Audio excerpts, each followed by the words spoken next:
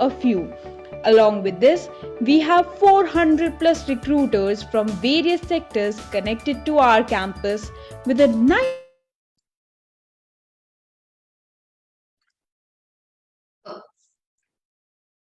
A very warm good morning to everyone. On behalf of K.R.Mangalam University, I, Dr. Varsha Pandey, Assistant Professor, would like to welcome all of you in the wonderful seminar on the topic 7 Habits of Highly Effective People. As we all know that a habit is a routine of behavior that is repeated regularly and then it tends to occur subconsciously in our mind. And the best part about habits is that it has little to do with our inborn character or our inherent character, and it can always be worked upon. In fact, a new study has shown that success in the coming years will not only be the result of the decisions that we make in our natural talent, but the most important factor to our success is our habits. And no amount of luck, talent, brain, or good decisions can compensate for our habits. And it is a good news for anyone who wants to be successful in their life. I hope everybody wants to be here, who is present here, wants to be effective and a successful person. In this regard, one of the most compelling books ever written, 7 Habits of Highly Effective People by Stephen Covey, has empowered and inspired readers for over 25 years. It has played a part in the transformation of millions of lives across the globe among all age groups and professional groups. As most of the participants that today we have are from MBA, which in itself is a very challenging field and involve many personal change, this book can help them to yield greater productivity, improve change, and improve their communication skills and strengthen relationships and increase influence on critical priorities. Actually, not just for MBA students, but for anybody out here who wants to achieve more out of their lives, this book is a must read and highly recommended. Stephen Covey actually divided these 7 habits into 3 parts. The first 3 part focuses on the personal awareness. The next 3 habits focuses on engagement with others. And the last one is about self-renewal. It would be wonderful to study in detail about these habits from our guest speaker today, Ms. Poonam Bhargava. Ms. Poonam Bhargava is a science graduate with a master's degree in education. She is an internationally certified global career counselor from the University of California, Los Angeles, and University, Singapore. Over the complete career span, she has been a play school principal, corporate educational executive, and curriculum coordinator for ALS series of Apple. Her multiple functions include operations, recruiting, training, print and online content development, project management, counseling, event management, and brand building for more than a decade in the NCR region. Ma'am, we would like to welcome you for the webinar and please enlighten all our participants, our panelists, and all the students regarding how these habits can help them to become more effective and a successful person. Over to you, ma'am. Thank you so much, Varsha ma'am, for those lovely and kind words. Thank you everybody for being present here. This is a beautiful book. I'm sure a lot of you all would have read it. It's very, very important to revisit because some things that fall on our blind spot, we need to continue to engage with them and see them more clearly. And as Varsha ma'am very rightly mentioned, that it plays a part in the transformation of your life and millions of others have already benefited from it. I would just like to add one little thing there, that this book focuses on the timeless principles of fairness, integrity, honesty, and human dignity. It teaches us, it actually makes us look within. It asks us to reevaluate whether whatever we are following, whether our current paradigm is true to our value system or not. So without wasting much of the time, let's delve deep into it. As she mentioned rightly, we are going to be looking at the first 3 habits in this webinar. And in the sequel, we will be looking at the next 4 habits.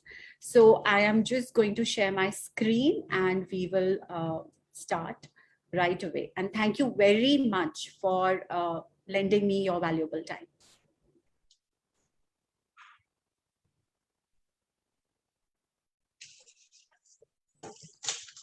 So the 7 habits of highly effective people. Before we get down into the habits, we need to understand 2 or 3 things. We need to understand what actually is a habit. And we need to understand what is being effective. As she very rightly mentioned that, all the MBA students and other students and everyone who's present here, they need to be effective. So what exactly will these habits lead us into?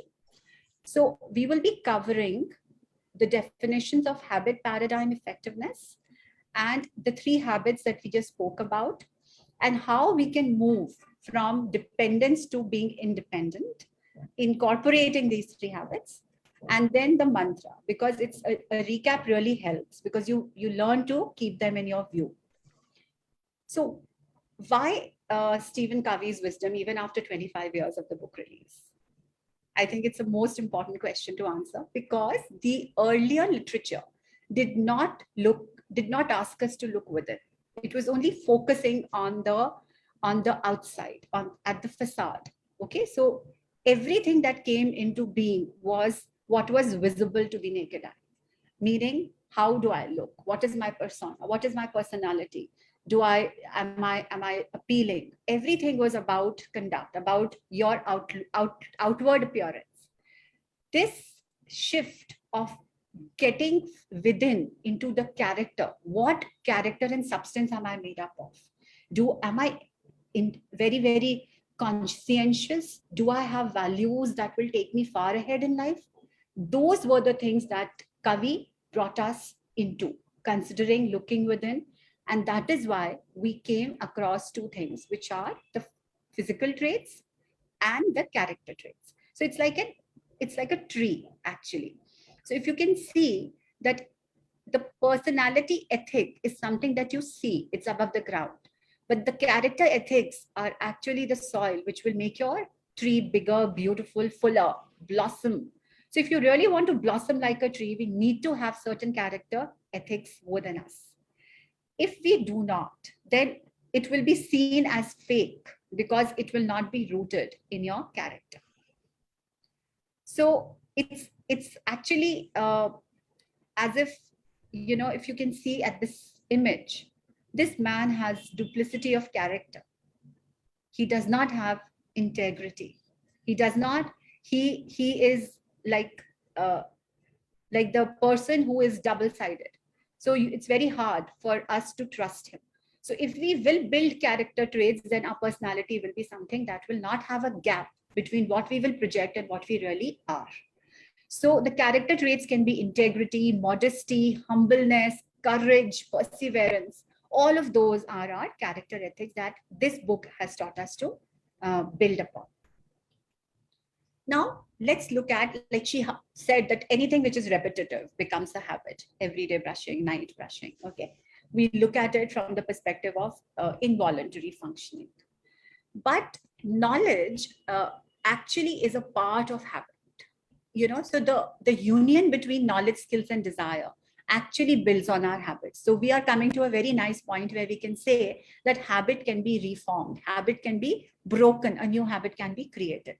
So old habits die hard is no more a moniker. So a habit is a routine of behavior that is repeated regularly and tends to occur subconsciously. Basically, 100 ways to wash your hands. Okay, who know? We didn't even know this. But if that knowledge comes to me, maybe with COVID, we learned to take care of washing the backside of our hands also.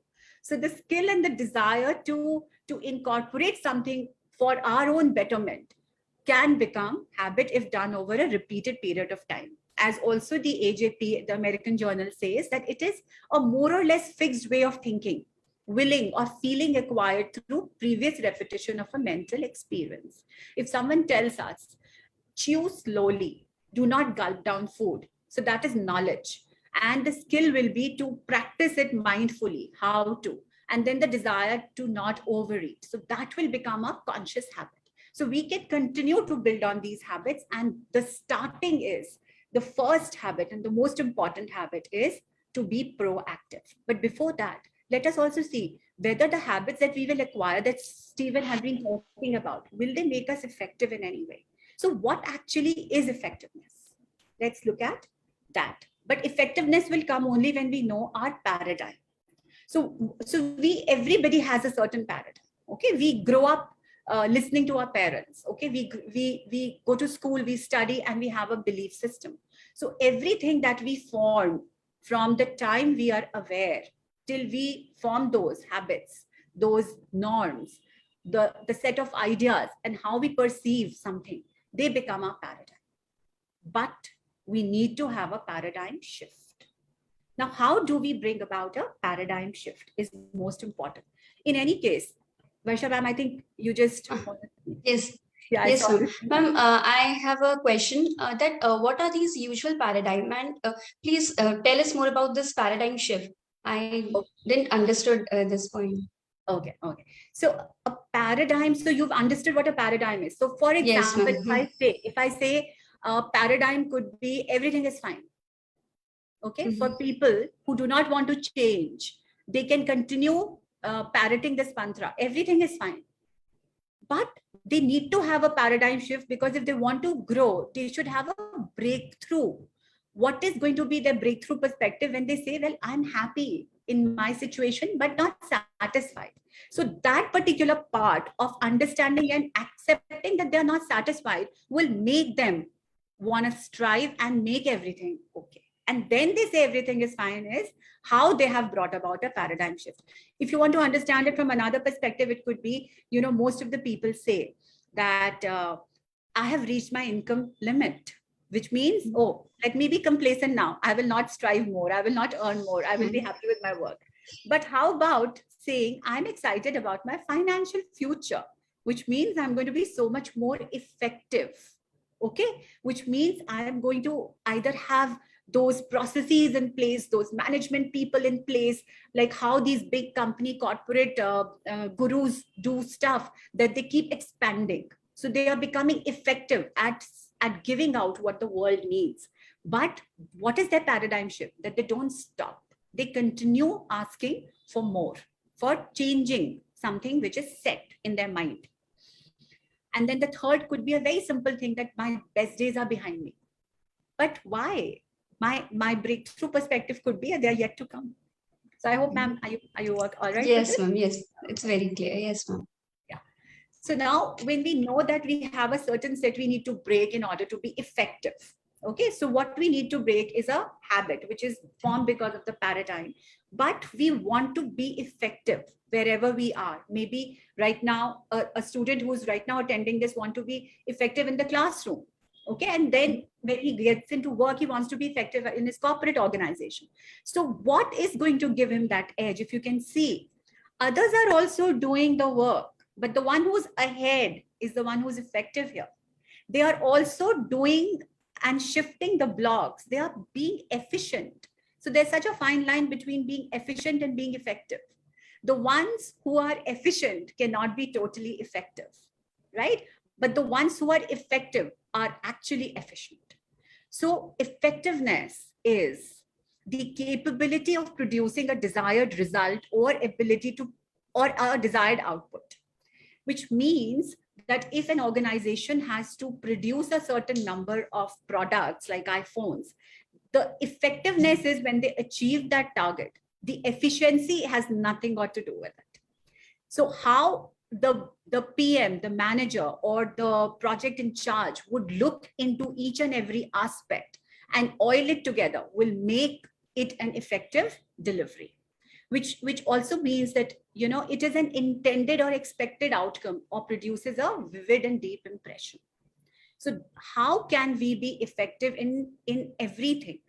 Like, ma'am, I'm asking you a very simple question. Yes. How can I be, am I effective with you? Am I efficient with you? In explaining these habits? No. It's like when somebody says that effectiveness can be measured. Okay. So when I say effectiveness is a desired result or ability to produce. So can we be effective with our loved ones? Can a mother be effective with a child? No, ma'am. She can't be effective. She can't be. Right? So Yes. effectiveness is something which is the capability of producing a desired result. So she can be effective if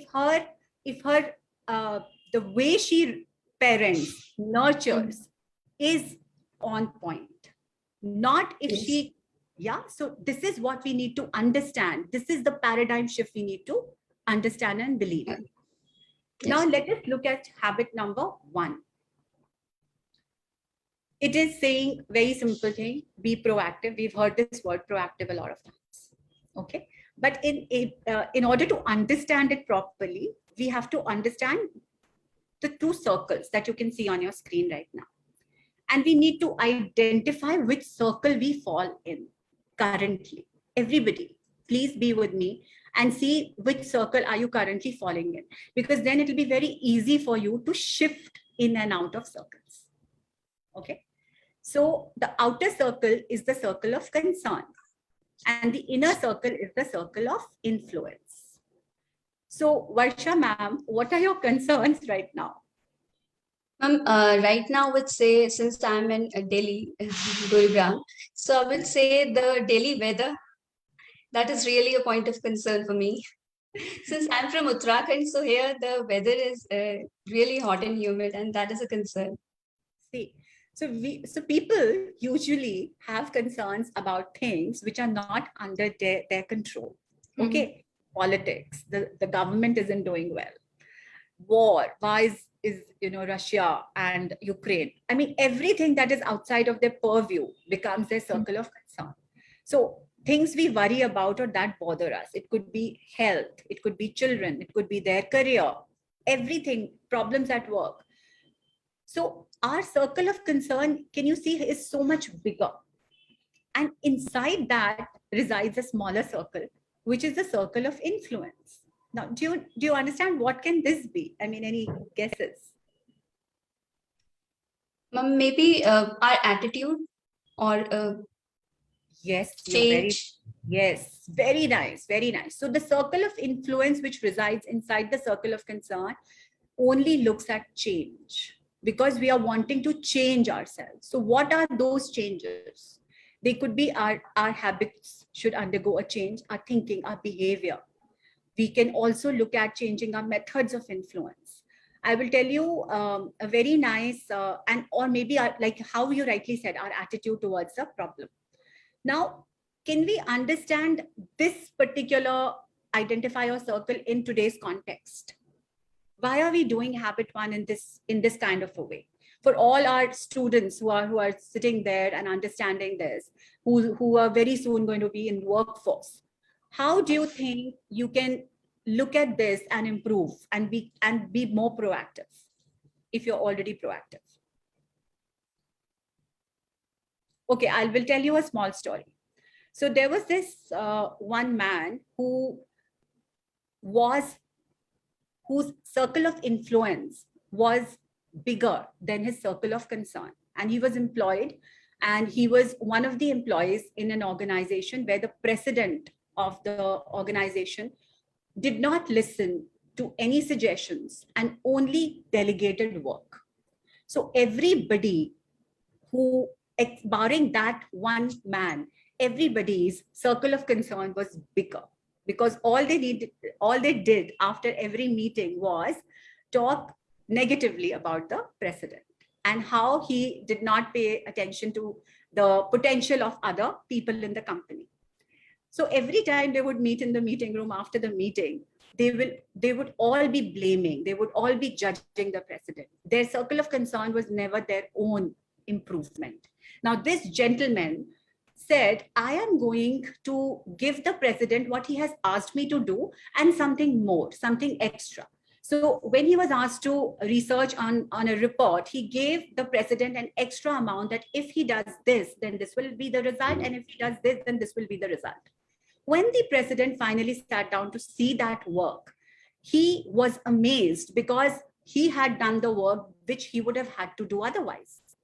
And this time he did not say, okay, Ben, do this. He said, Ben, your views. Now, the minute the attitude of the president changed for that one gentleman, His circle of influence was that he did not believe or he did not carry out the functions like others were. He changed, he wanted to contribute. And with that, the entire organization started changing.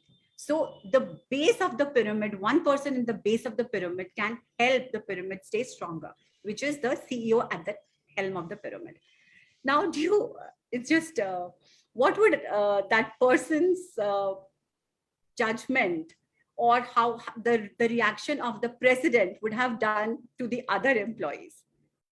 They would have again come back to the circle of concern saying, oh, he's partial to Ben.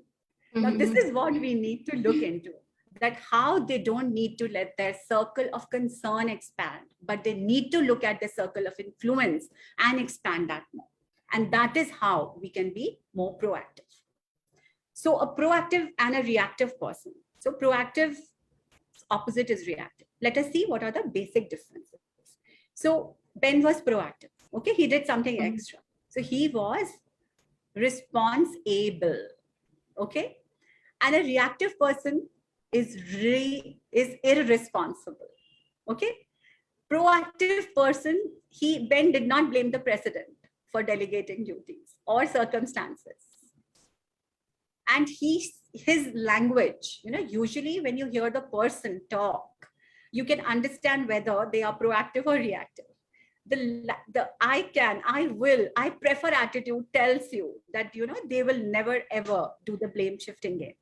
So he said, I will give extra. His language was proactive. And his effort was to improve and increase his circle of influence. On the contrary, a reactive person is irresponsible, will blame external sources, and the language will be, oh, I can't, oh, I have to, if only, those kind of, I may. Now, they will only be increasing their circle of concern. It's time that let's look at what we are doing to ourselves. So with this, when, Viktor Frankl, he was a Holocaust survivor when he was put in the death camps. I think the greatest revelation that dawned upon him was that when we are no longer able to change a situation, because he could not escape, he had to survive the ordeals in a death camp. He said, when we are no longer able to change, only then we are challenged to change ourselves.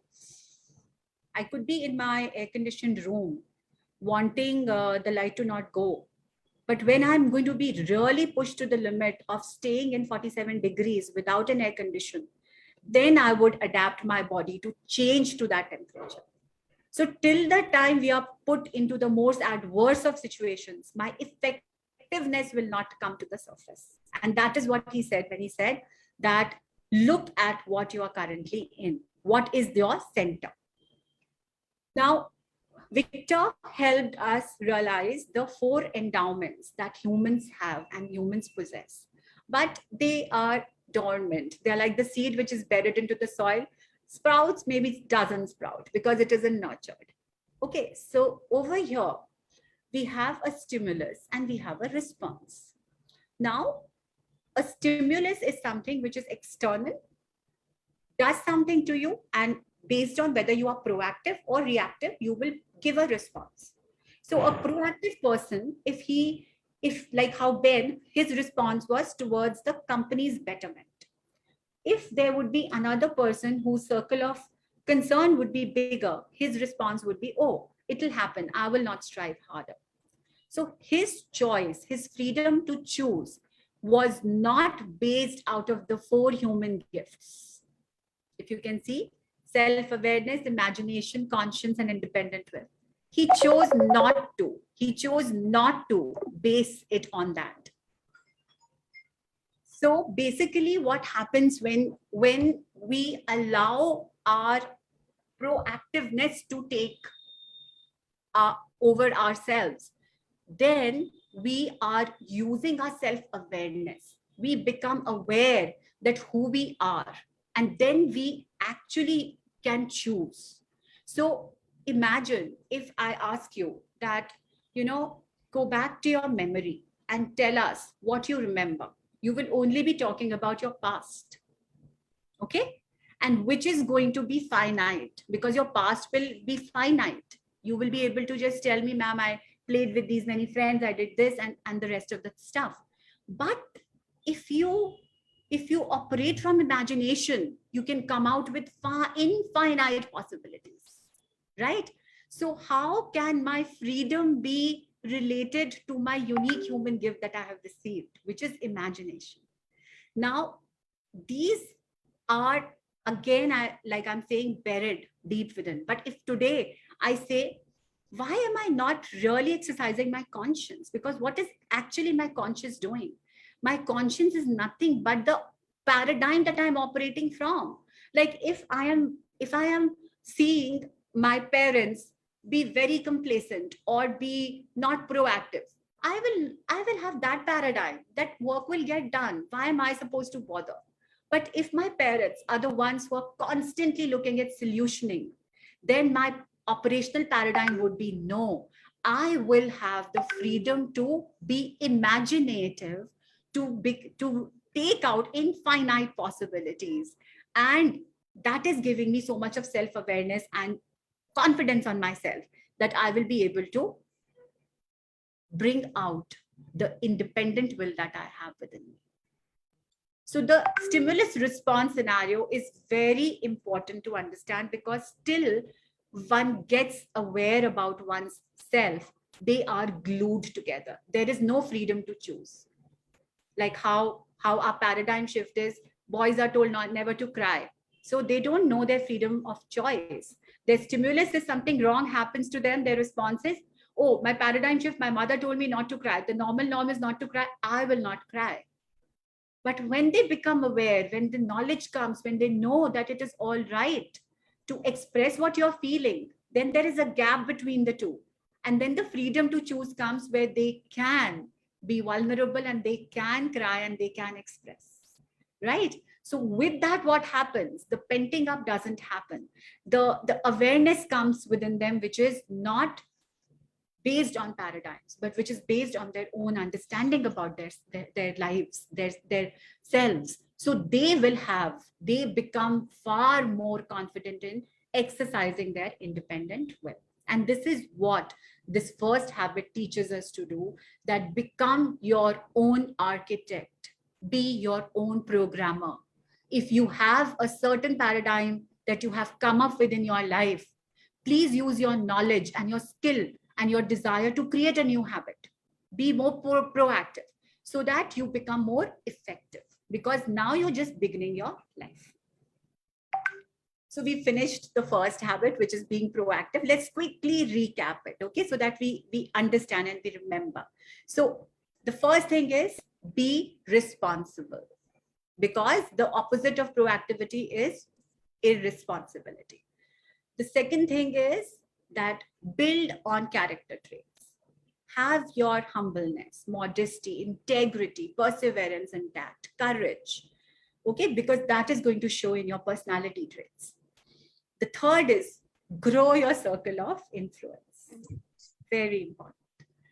And the last is, since you will be building on character traits, you will keep your promises. You will be a good leader. Okay, so it's already starting you on a path to leadership. And you will have you will have choice of freedom, and you will treat others with kindness. Now let's move to habit 2. So habit 2 is begin with the... Before we go to habit 2, I'll request the participants to come out with anything, any query they have, or any perspective they have formed of the habit 1, or they feel whether the habits can truly be changed, or I can be proactive. If they have some question regarding that, I would love that we ask them questions and then we proceed to habit number 2. Absolutely, sir. You can type your queries and we can answer those. It will become better if we have an interactive session.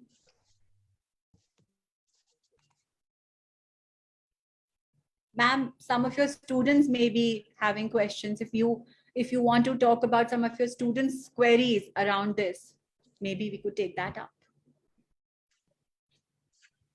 how I can be a better proactive student? Yeah, it's a very important question. There are no questions, it means it is perfectly understood. So we can habit move to habit number 2. All right. So habit number 2 is very interesting. Begin with the end in mind. So it gets me to my childhood. We were given these puzzles. If we did not know the end, how the puzzle should look, I could have never assembled them. So the image of what the end puzzle should look like was always in my mind before I began putting it together. So this is as simple as that. It just very clearly teaches us to have a destination that you are going to. If you do not have a destination that you are going to, which route will you take? Which road will you create, right? So, but it's again explained in a very beautiful manner. Let's see how. So in our mind, like when I was a girl and I used to put puzzles, I always had a mental image. Okay, this will become an apple, this will become a snake. Okay, and then the images were there. So we do mental creations, but we do mental creations because of what? So where do we get a sense of who we are? And where do we get a sense of what our life is all about? That mental creation, is it done by us? I'm asking a question.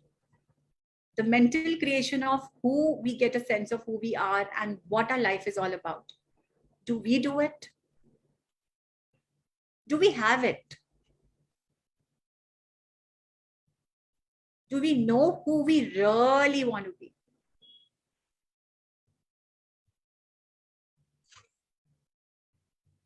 This is actually done by the social mirrors, like our parents, teachers, media, siblings, models.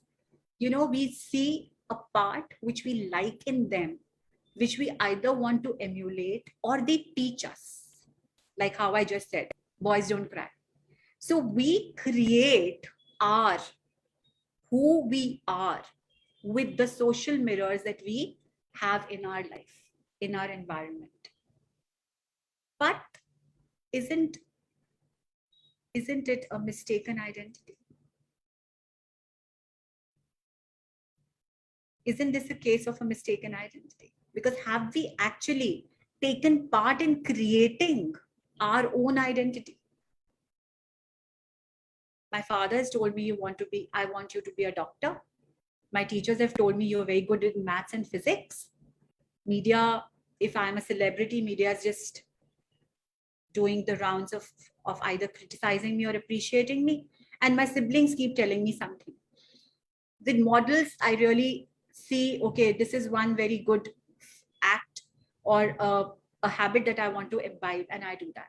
But it is not who I am, because I have not done that exercise yet, because I have not delved deep within to know as to who I am. It just gets me to mention every time that movie, Ranbir Kapoor and Tamasha. He did not know. He was so routined. Autopilot mode, brushing, dressing up, going to work, coming back. No idea of who he was until he actually gave himself time. Now the end is so important, because if you will not think about who you want to be, can you really make yourself that today? Can you take those steps to become who you want to be?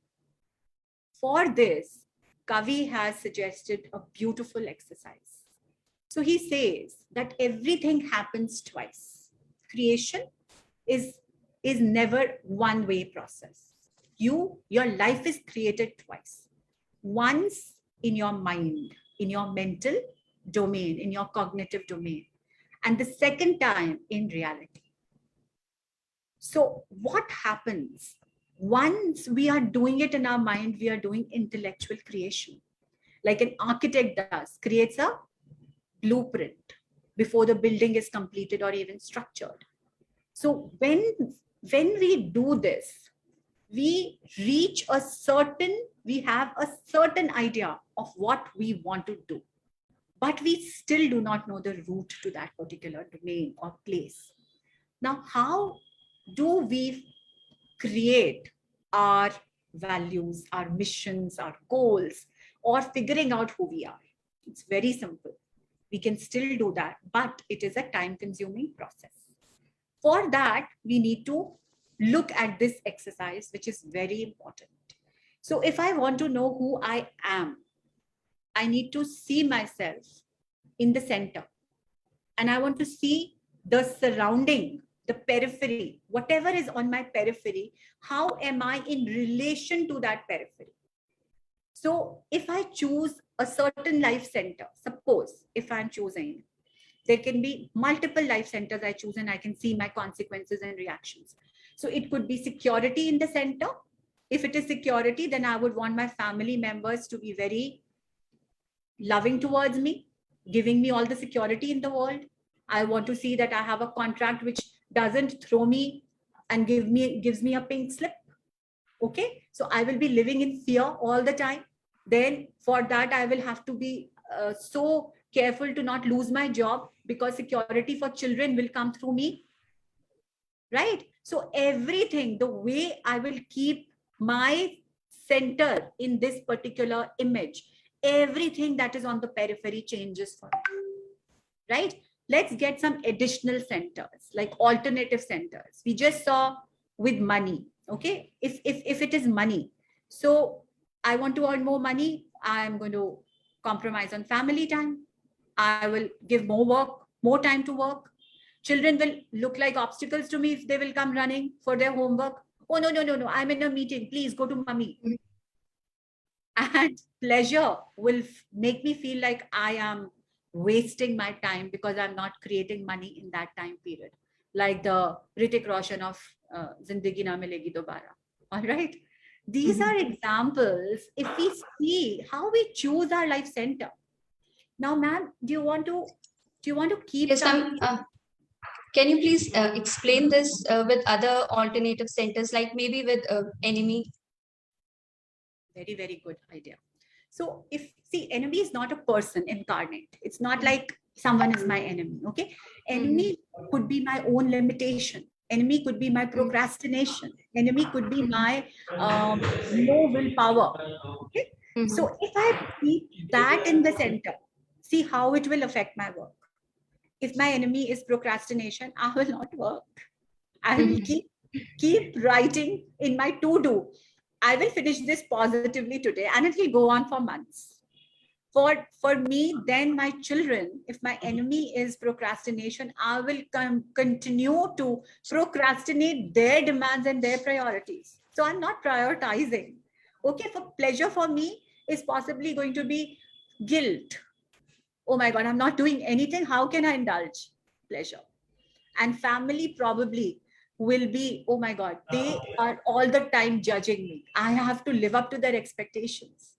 So I will be so much at unrest if I keep my own limitation or my procrastination in the center. So everything around my life will be affected. So what do we do? What should we actually have in the center? We can't have work in the center.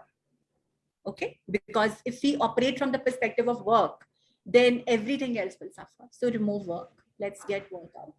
Because we will be having other alternatives. See how beautiful the three ones are looking: renewal, learning, and service.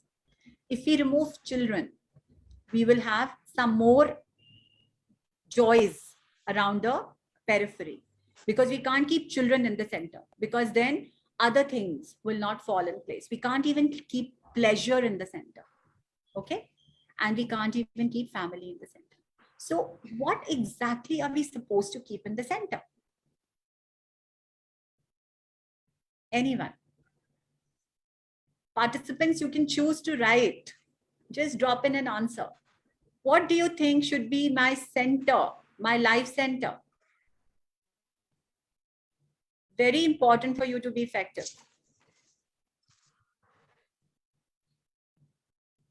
I think we should have principles in the center of my. If I will have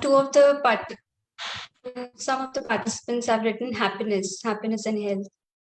Okay, all right. So happiness and health could be, health is a byproduct. We can if you put happiness in the center, then happiness could be your principle. Okay. So basically, if you lead a principled life, what is habit 2 asking you to do? Habit 2 is asking you to lead a principled life, a life of principle, where you are the one who's creating your own principles. You are the ones who are creating your own value system. But how do you do that? You know, so how can you create a principled life? Only if you have your personal mission statement. So a personal mission statement, we've just been hearing company's mission, company's vision. Now let us do today self-mission, self-vision. What is Varsha ma'am's personal mission?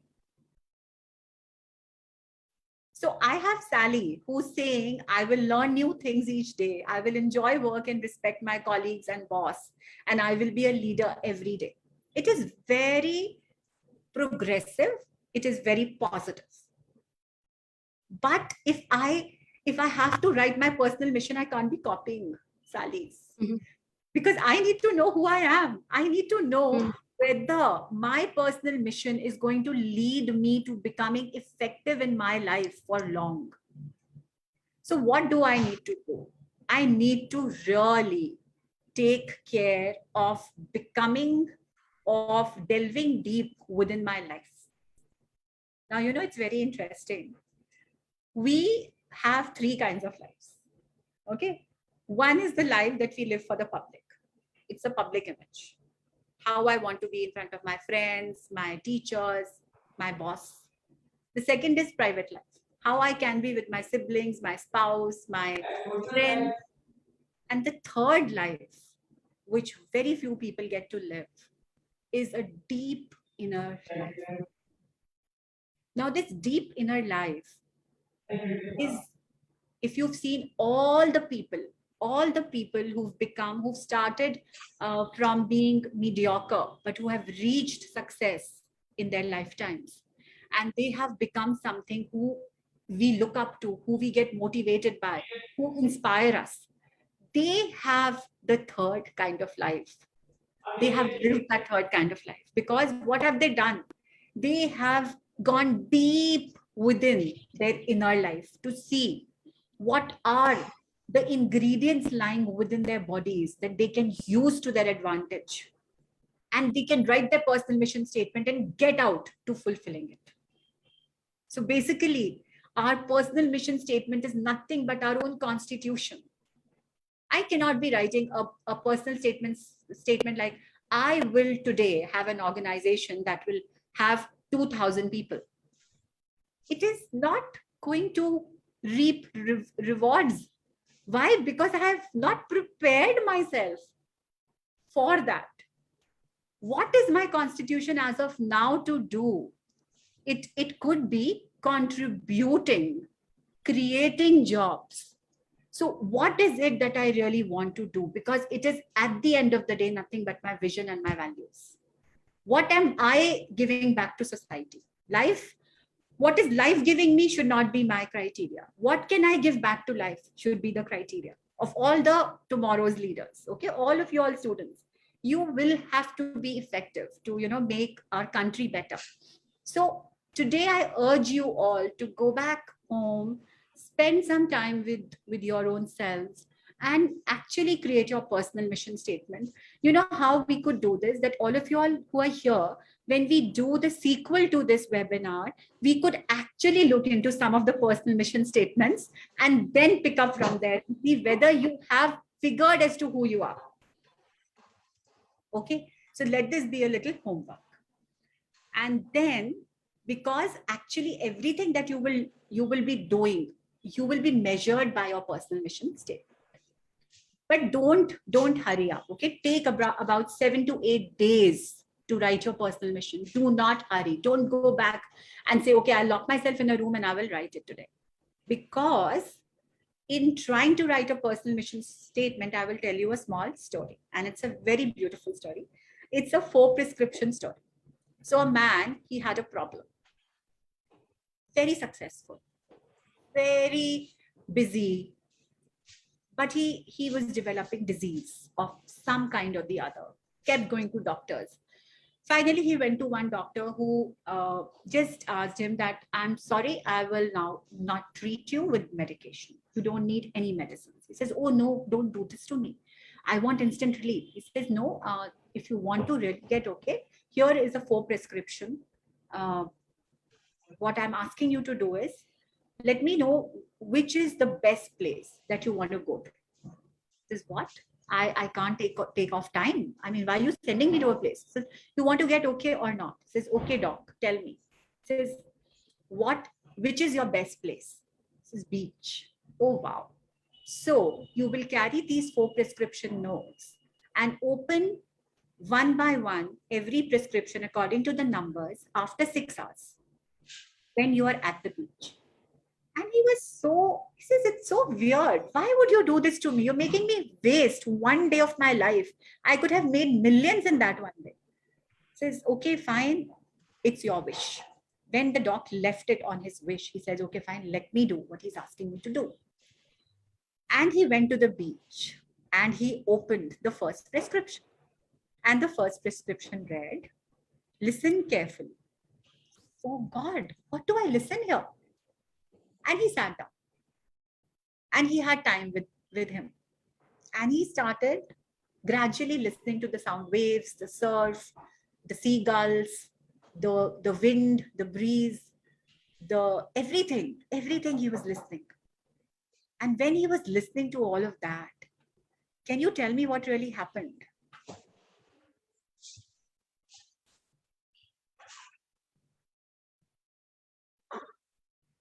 He silenced the voices within. His ears became more aware of the sound outside. He silenced everything that he was saying in front of the doctor. And he felt good. He said, well, I can stay here. He had come prepared to leave, but he said, fine, let me open the second prescription. So the second prescription was, try reaching back. He says, try reaching back. What? Do I raise my arms and try and go back as I can? What does this mean? Then he again sat down, kept looking at this prescription, says, okay, does this mean that I want to go back into my past? And then he went back effortlessly into his past, into his childhood. And he thought, and he got to reminisces of his, all the boys he played with at the beach. Everybody came to his mind, came to his knowledge. Once again, he thought about his room, how it looked. Everything pleasant came into his life, into his mind, something that he wasn't even remembering in his adult life. And he felt very good because he remembered the important people. He understood that they mean something to him and they are the ones that have come back to him in this moment of loneliness, in this moment of introspection, looking within. And then when he was content and some things were changing, he felt his body was not stiff anymore. He was relaxing. He was enjoying being with himself. And then he opened his third prescription, which said, re-examine your motives. Now he was a very, very successful businessman with no time on hand. I said he was very busy making money. This threw him off balance. Re-examine your motives. What have I done wrong? Why am I supposed to re-examine my motives? It allowed him to see the movie of his work life, how he became what he became, what he sacrificed in the process, what he didn't give importance to, how he delegated and how he dealt with stuff. And he saw with every frame passing in front of his eyes that he had become a robot who had no will of his own, had to just work like a machine. And that's when he realized that his motives were more for the thing that he was desiring, which ultimately he was not able to savor. And in the process, he compromised on his health. Now that revelation, when it came about, he immediately understood how his mother, who had critical sickness, how he on his deathbed said that, I wish you had spent more time with me. And that gave him the feeling that I was so busy in establishing an empire that I did not have time for my dying mom. And again, a lot of guilt overcame him.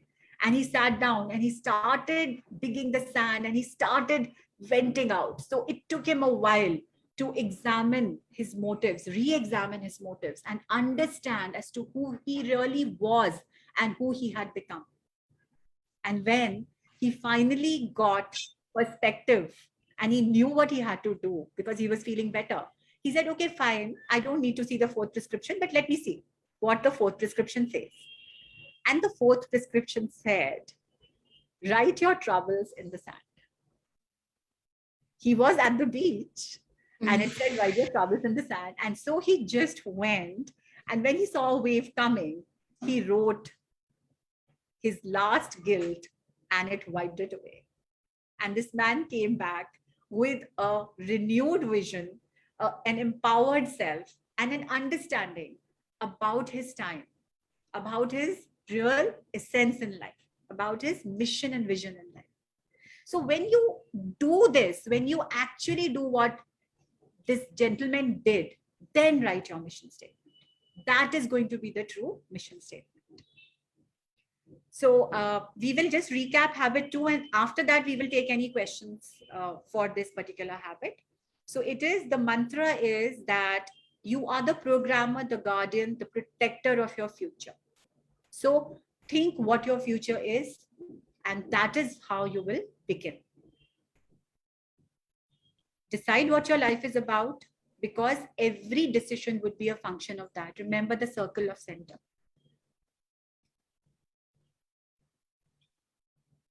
Identify your center, write your mission statement, practice the other 5 habits. And now we can move to the third habit, because we are already falling short on time, but this is not going to take too much time, because habit 3 is putting first things first.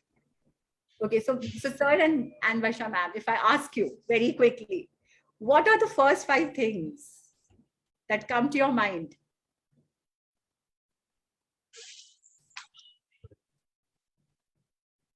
The things that are urgent and important. Okay. No, don't look at this matrix. Don't look at this. Okay. Okay. What are the first things that come to your mind? The first 5 things that you need to do. That I need to do. I think since I am an assistant professor, so the first thing would be preparing my lecture for the next day. Then talking to my, interacting with my parents, my friends, my family. Okay. So you are kind of sorted, because you know you're urgent and important. Your lecture is going to come in quadrant 1. Okay. Now it is important, but not that urgent. So it will come in quadrant 2. The second thing that you said, speaking with my family. Family right? and friends. Yeah. Maybe some leisure activities. Okay. Going out. Okay, wonderful. Which is not important and not urgent, which will come in 4. Okay. And yes, ma'am. Okay, very good. So again, I'm urging everyone can write their first 5 top priorities, and then see the definition means says that you have to organize and execute around your most important priorities. When you write your first things, the first 5 things, first thing that will happen will be that you will see it. on paper, which is something as a mental note. And then you have to then be driven by the principles you value most, which you have written in your personal mission statement, not by the agendas and forces. Not give up your Sunday for something which is not urgent and not important. Right? So how are we going to prioritize? Habit number 3 is actually something which will tell us that, are we leaning against the wrong wall? Am I prioritizing money, fame, recognition, materialism over my personal growth? Habit 3 is beautiful because Kavi says that the clock that helps you schedule your work and makes you slave to time, you have to quit that. Whereas you have to become someone who will be the one following the compass and becoming closer to relationships. Where is that compass going to eventually go? It will point to your loved ones. So this habit is a shift from what? Scheduling to relationships. It is a shift from clock to compass. So it is going to tell you your priorities in life. And how we do that is by this little activity, like how Varsha ma'am already got you started. So we all know that the important and urgent things in life, the ones that are really, the urgent and important things are necessary. Okay. So they could be like how she said, assignments, deadlines, and the other things. Now so we know that they are, which we need to immediately attend to, like crisis. Okay. The second quadrant says some things which are important but not urgent. So it could be something which you can plan, you can prevent. Okay. So they are the work which are goals, your creative thinking, the time that you need to give to yourself. Okay. Learning, renewal. And the third, which is not important but urgent, which is micromanagement. We already do, some things that really don't need our attention, but we involve ourselves in that. And we then do not give extra time to the ones that are important and urgent. So they are all the distractions, like needless interruptions, unnecessary reports, even seeing your phone, in between when the message comes. The research says that every time you see a message on your phone, the total amount of distraction that has happened in your head is 47 seconds. Picking up, seeing, keeping back, and coming to your most important work is 7 seconds of your life gone. So if you are doing it 100 times in a day, you can imagine how much of your life has gone. Okay, the time. And then the fourth quadrant is waste. So what is waste? All the trivial work, avoiding activities, excessive relaxation, binge watching television. Okay. Basically, what we really need to do here is understand which quadrant I'm going to say a complete no to and which quadrant I'm going to expand. And you can already see here, quadrant 2 is talking about effectiveness, is talking about having your cup free and available to you to process. So you need your creative thinking time, you need your planning and prevention time, and you need relationship building, because only that is going to take us through and let you become effective in life. Okay, so it is an important time management exercise, which even very senior level management people take care of.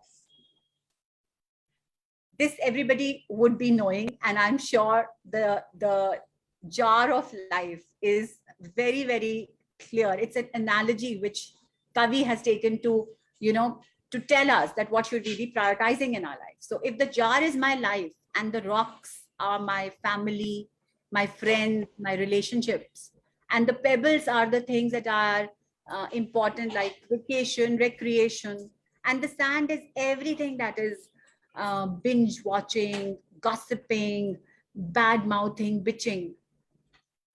Do we not know what we really want to fill our jar with? If I start out putting the sand first and then putting the rocks and pebbles, I will definitely be missing a few important family bonds. and a few important things that I want to do. Maybe read a book could be my pebble.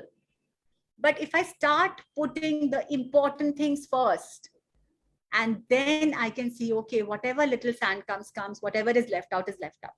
So I will be able to prioritize my life in my jar. My jar of life will be beautifully done. So obviously we now know that we have to say no to the last two quadrants because they do not add value to our effectiveness. They don't make us effective. We need to increase our second quadrant and we need to say yes to the first quadrant. So this habit actually is an exercise of independent will that we saw, which Viktor Frankl had told us, and it is going to make us be principled. So our circle has to be principle centered, and it is actually the practical fulfillment of habit 1 and 2. So prioritize your life because it happens day in and day out. You know, you can't avoid saying no, a firm no to some of the non-important and non-urgent things. So, so the recap of this is, and this is my last slide. So this is the mantra is, because habit 1 taught us to be a programmer. Habit 2 asked us to write our program. Remember the mission statement, okay? Habit 3 is asking me to run my program, to incorporate my missions and my statements into my priorities of life in my current life, so that my family, work, home, hobbies, everything in my periphery stay nicely focused. And then I have to change my paradigm from clock to campus. And I have to learn to say no to quadrant 3 and 4 and grow quadrant 2. And connect to my mission, review my roles, identify my goals, and don't do this daily, please. Disclaimer, do this weekly, okay? Because again, you will be falling in quadrant 4. And then the last is organize, but weekly, and then evaluate monthly, okay? So after you incorporate the first 3 habits, you would have had a jump from dependence to independence, which will form and give you your private victories. It will make you who you are. It will prepare you for handling yourself. Only then can you step and take a jump from independence to interdependence, because then you will learn how to be with others, with people, with your colleagues, with your the societal bonds would be formed in this particular public victory sector. So in the sequel to this, which will be in the 3rd week of May, we will be handling these 3 and the final sharpening the saw habit, which you must do, but the homework should be write your personal mission statement. Thank you very much for having me here. If you have any queries, you can reach out to me. And now we can take questions and answers. Thank you so much, ma'am, for the meaningful explanation of all the 3 habits and how we can move from the dependent phase of our life to the independence phase. So all the participants who have any of the questions, any queries, please feel free to ask it in the chat box.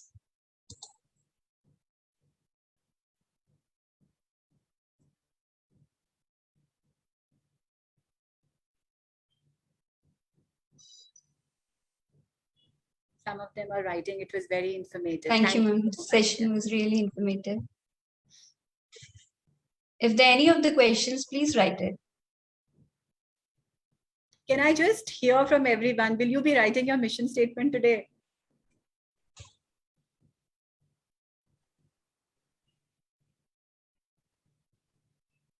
No one's You're saying yes. No. Meenakshi is saying yes, No, I will. no, Meenakshi, not today, not today. You will have to write after Yes, 1 week. After 1 week, you have to first delve within. You have to follow the 4 prescriptions. That's why I asked that question.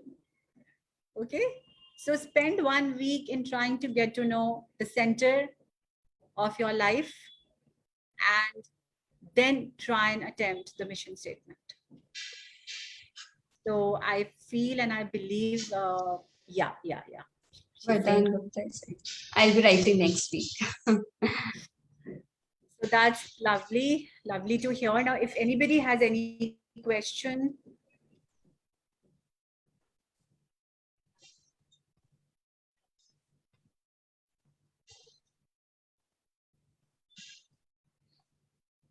It was such a, it has a lot of concepts. I'm sure you people would have some doubts somewhere, but everyone's quiet really. So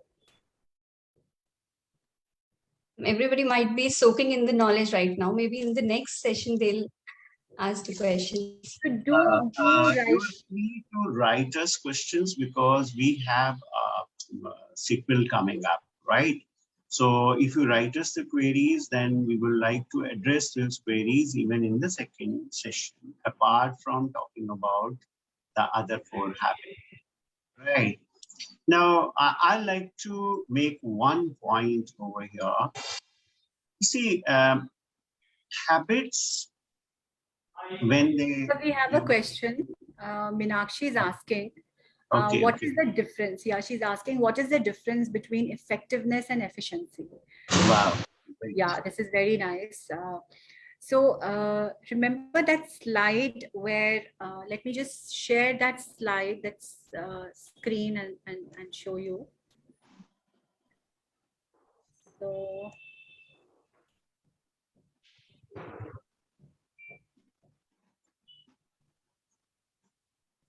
this slide, okay?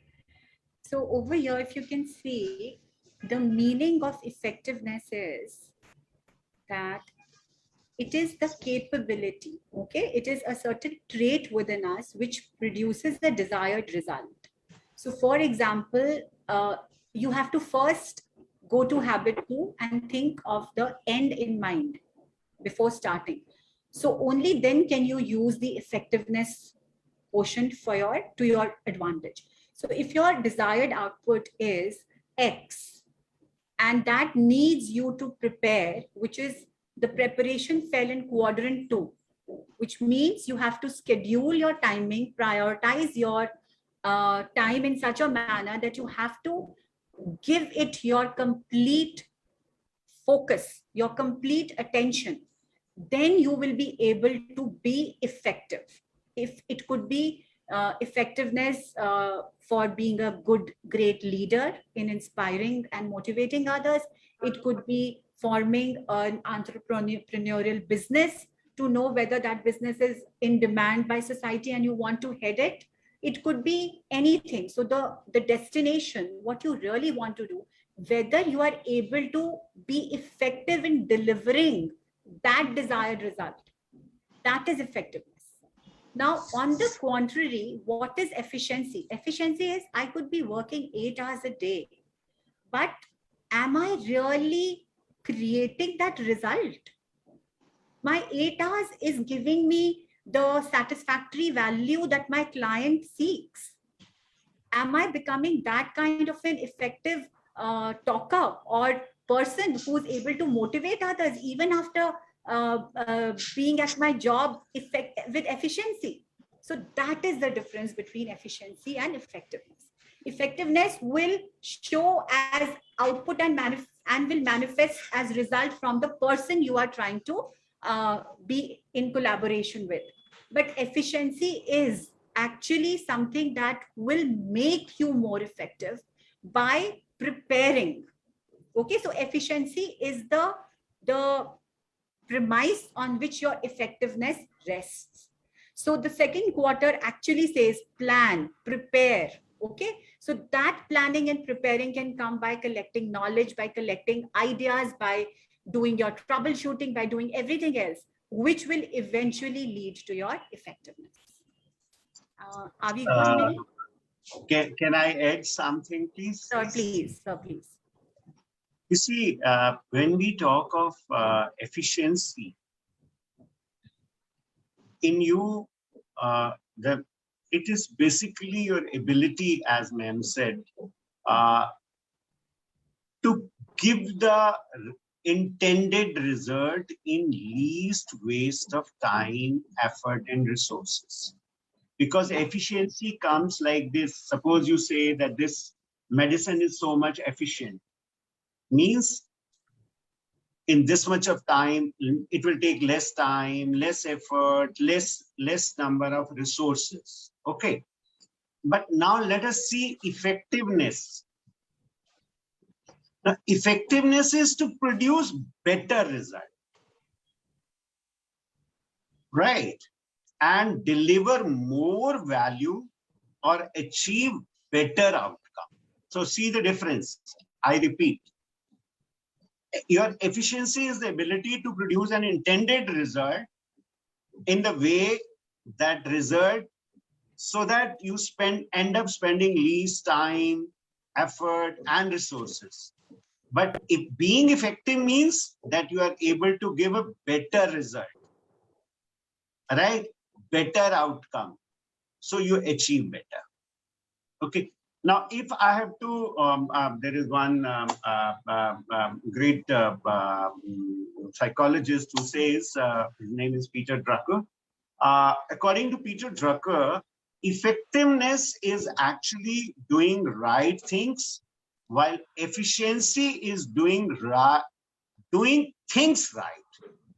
One is doing right thing, one is doing things right. Thanks, right. So either requires assumption that you can define what the right outcome is and what things should be done. Right? Are you clear of the two? Because this is particularly true of managers and leaders, particularly in the organization. What things have to be done? What things are right? And how minimal resources can be used. All right. So this, unless and until this is clear to the team, there can be no effectiveness. And then let us understand the relationship between effectiveness and these habits. So what exactly are these habits when you say that you have to be proactive? That means your circle of influence is every time becoming bigger and bigger than your circle of concern, right? Or you have to be like, as habit 3 says, that you are moving from which quarter to which quarter, what is your urgency, what is your importance, versus urgency, and so on and so forth, right? So if you have to see these structures gradually get built in the mind, then you don't have to do much effort, as we were saying, writing, or like your vision statement itself, right? Now, go back, see what all you have done, listen, and so on and so forth. Once those structures are formed in the brain, then they are a subconscious process itself. They happen very unconsciously. Like take brushing, in the morning. You were taught in the beginning, you must brush, and you must change, and so on and so forth. But after some time, this became a habit. This nobody tells you, all right? But you yourself early in the morning quickly go, and first thing you do is brush yourself, right? So these structure formation is very, very important, and this structure formation works unconsciously. So here what we saw was, since it is a research work, he has actually done research on the literature of around 200 years, and he found what kind of personalities are being emphasized in literature. And he kind of how the people were effective or not so effective and all that. So to understand it, it takes a lot of time, right? Oh, mission statement likhni hai, to itna time lag jayega and all that. Beginning, it may take like that. And beginning, you may require someone from outside. You may require help, right? So the role of mentor becomes very important over here in the formation of good habits or effective habits. But gradually, once it is formed, they become an automatic structures, and unconsciously they work at unconscious level. So you even don't know, you become efficient. So start working little bit consciously with the help of your mentors, your colleagues, your friends, your people in the environment or environment itself. And gradually you will see it is a part of your life. It is your habit. It is your way of life itself. Now, that is what exactly would come, how exactly to do would be in the 7th habit, right? So we look forward for a great interactive session for the, 3rd Saturday of this May with Poonam ma'am again. And I'm sure the next session will be more interactive, more questions from your side. And please keep on pouring the questions. We will be very happy to incorporate them in our next session also. And if the need arises, if you demand so, we will have one more session also, right? So thank you so much for joining us. I hope you enjoyed this webinar. And sure, you are re-looking into your habits and habit formation, right? So thank you very much. There's this Over one to- comment from Simon. So basically, highly valuable and beneficial outcome after our efforts. Absolutely, Simon, beneficial outcome after your efforts would make you effective, and they will definitely be valuable because the efforts, when they will be effective and will convey what the desired output is, it will add value.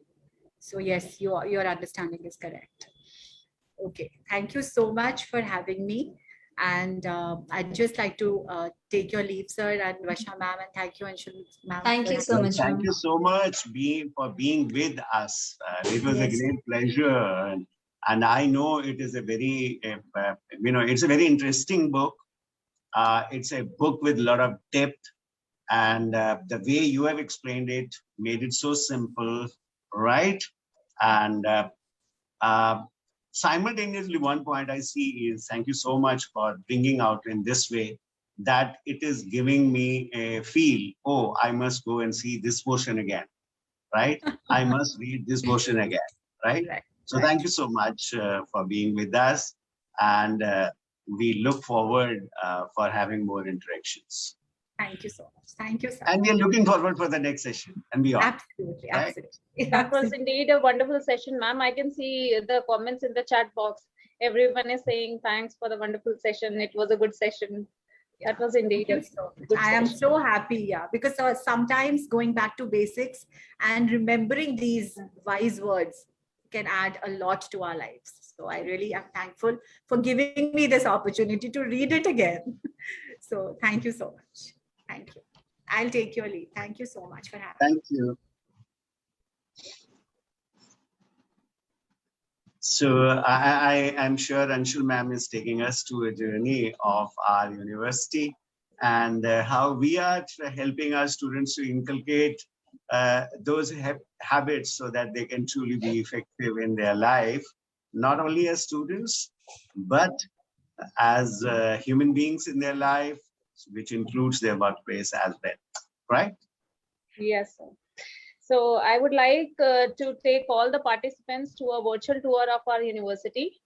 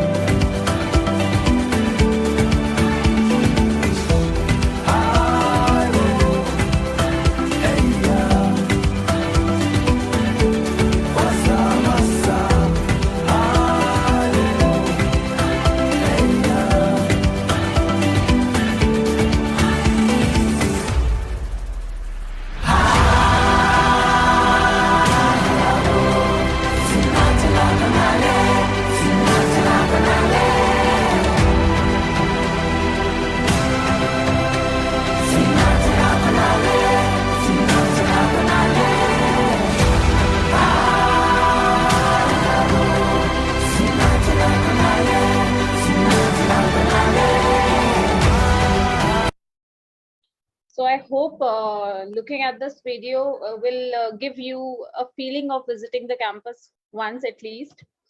So I am just beginning with the presentation of the university, what our university is all about, what we at K.R.Mangalam University we are doing at.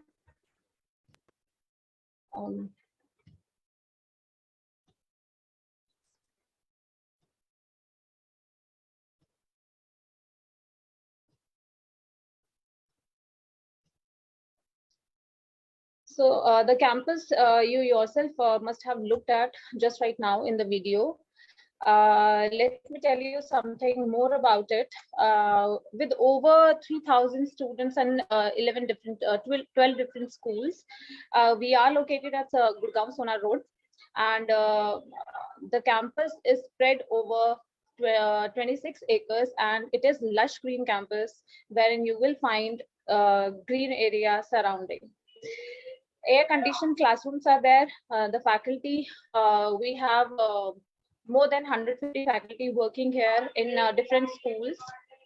The different courses offered at our university, you can see here on the screen, but this is not all, because we realize that, you know, sometimes we are bound to take a course because it's our aspiration, it's the market demand, but somehow we do not let the passion of the student miss out through the courses which are being offered.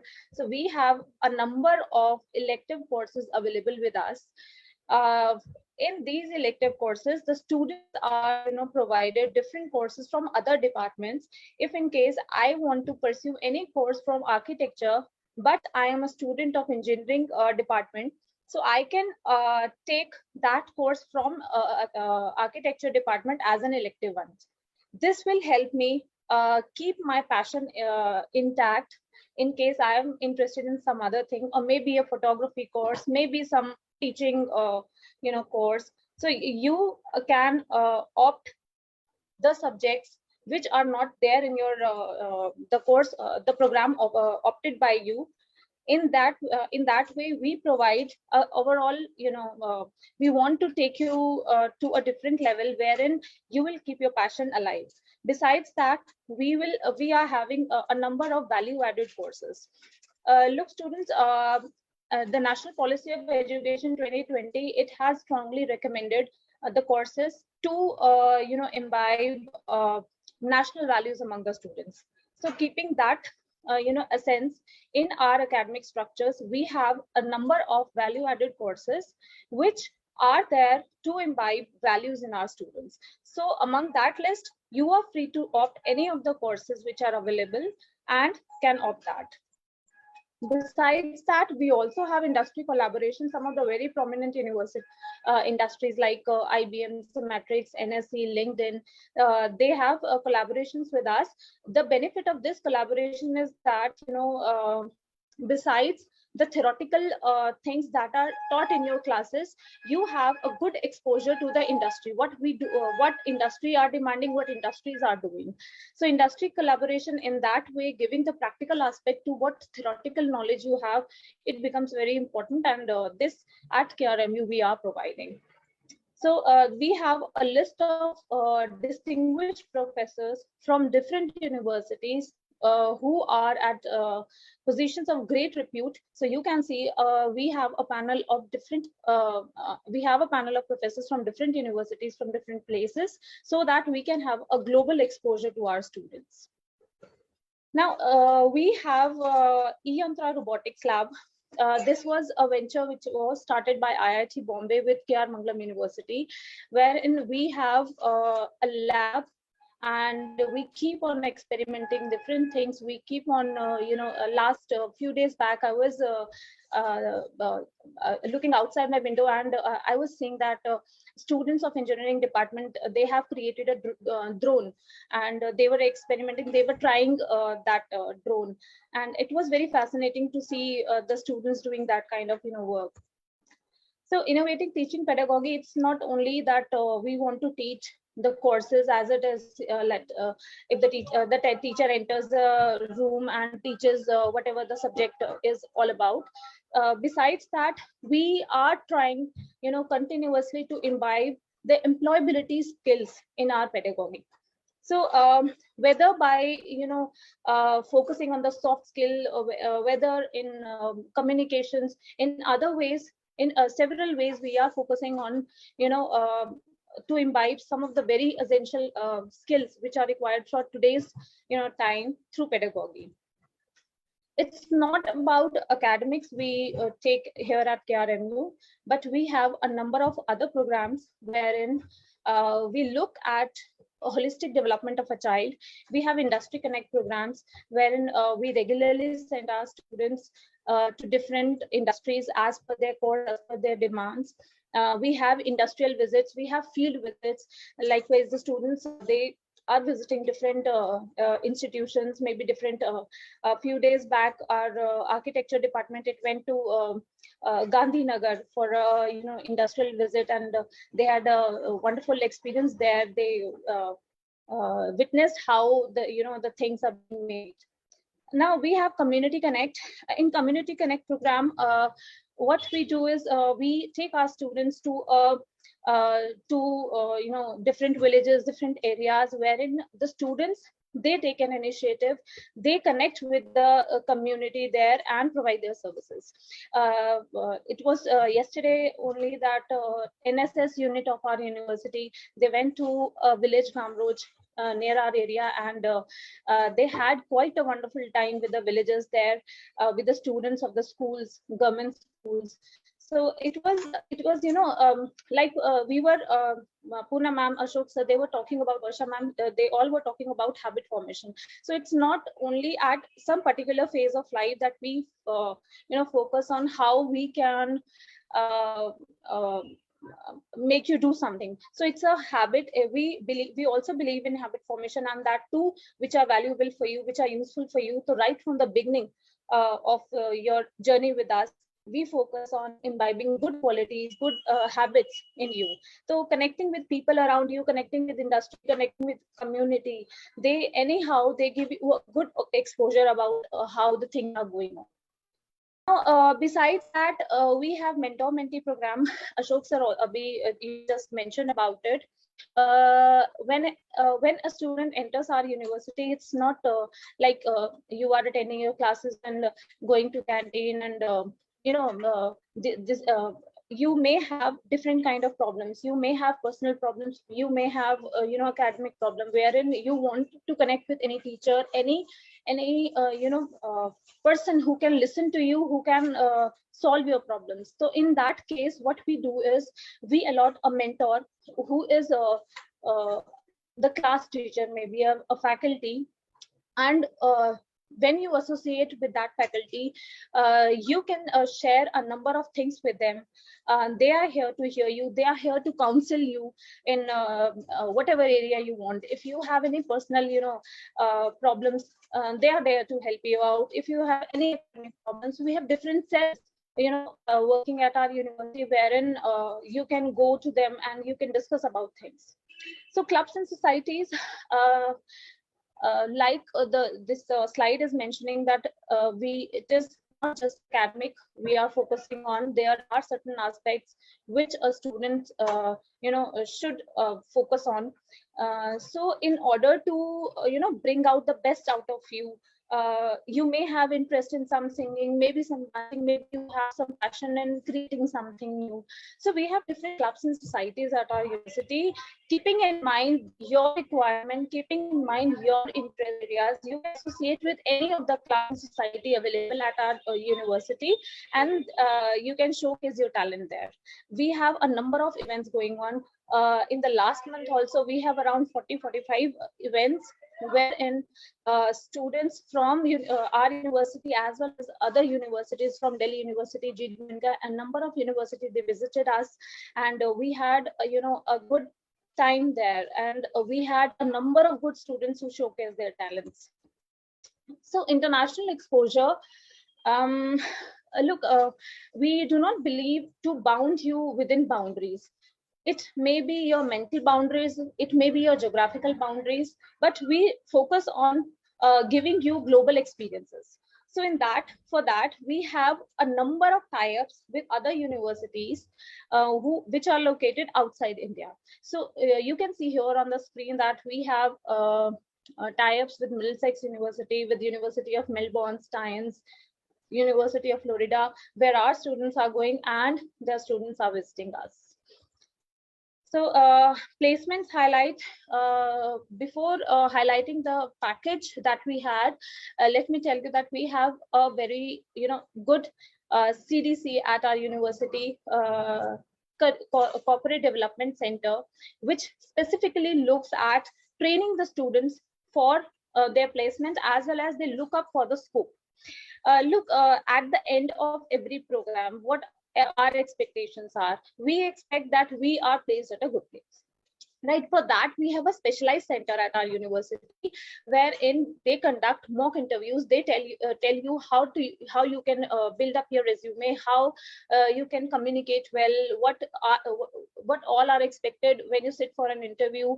So these all trainings are conducted at our university. We have a separate session for that in our timetables, wherein we conduct classes, regular classes for our students. Besides that, they also look for the placements. Several industry and companies, they come to our university, they take students with them on a number of good packages. So these are some of the recruiters which are regular at K.R.Mangalam University. So stages of admission process, it's not that tedious one. It's very simple. You can meet the admission officer here at the K.R.Mangalam University. You can visit our campus anytime. We are open. And secondly, you can also visit the website. You can get a request for a callback from our admission officer or maybe executive. Then they'll help you out with the admission form. You can obtain that. You can fill that after visiting the campus as well. You can then register with us. We have a admission test at the beginning, and you are expected to appear for that admission test. And after that admission test, there is a small interaction round wherein the faculty of the department selected by you, as well as some of the core committee members, they sit for an interaction. We just want to know you. It's not about assessing your, I would not say rather that it's an interview. It's an interaction wherein you are expected. We would like to know your interest. Why do you want to take admission in that particular, program? So after that, if you are selected, then you are informed by the admission cell and you can pay the fee, and here you are with us as our KRMU family. So average fee structure, looking at fee structure in today's time, it is available on all the university or maybe colleges website. You can check the credibility of these fee structures as well. So comparing the fee structure of some of the other universities which are located around Delhi NCR, you can see that for the 3-year programs as well as for the 4 or 5 years technical programs, the fee structure is relatively low than the other universities located around us. Scholarships, look, we value the hard work that the student they have given to their performances. So realizing that not all can afford education of such a good cadre.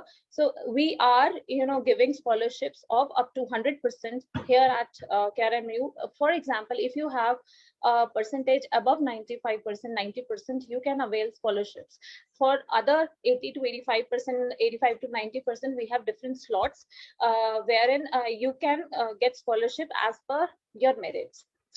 So in case if you have a percentage above 90%, there is a fast track admission. You are directly taken in, and for those who are from our own schools, or maybe some siblings are already studying here, they are also covered under scholarship schemes. And based on the necessities, our scholarship schemes, they are regularly revised. Sports quota. So we are increasingly paying attention on the students who belong to some sports quota. So we have been looking forward some of the very good people from sports background, they to come us, because we are providing a good amount of scholarship for them also. So for if any children are from they are the children of defense personnel, taking care of them, we also provide scholarships to them. And for the K.R.Mangalam school students, there is a special financial aid provided. So besides that, there are students, this is the present status I'm telling you. There are some of the students who are availing government scholarships here at our university, in maybe some reserve category, under some reserve category, or maybe some merit based scholarship which are provided specifically by the center government. So this was all about us. In case if you have any query, you can ask it right now. Otherwise, you can call us anytime. You can email us. We are at Facebook, we are at YouTube, and Instagram page, LinkedIn, in all the social media platforms we are at. If you want to connect us, you can connect us on these platforms as well, wherein we are regularly updating our information on all the events which have been taking place regularly. So for information, you can visit any of these platforms. So this was all about us, and we have these webinars on every Saturday. We would wish you to see every Saturday with us, and we are very thankful for the response you are sharing on Facebook or on this chat boxes also, and the number of students who are attending us regularly. Thank you everyone, and we would really wish to see you here with us. Thank you, Varsha ma'am. Thank you, Ashok sir, for the session.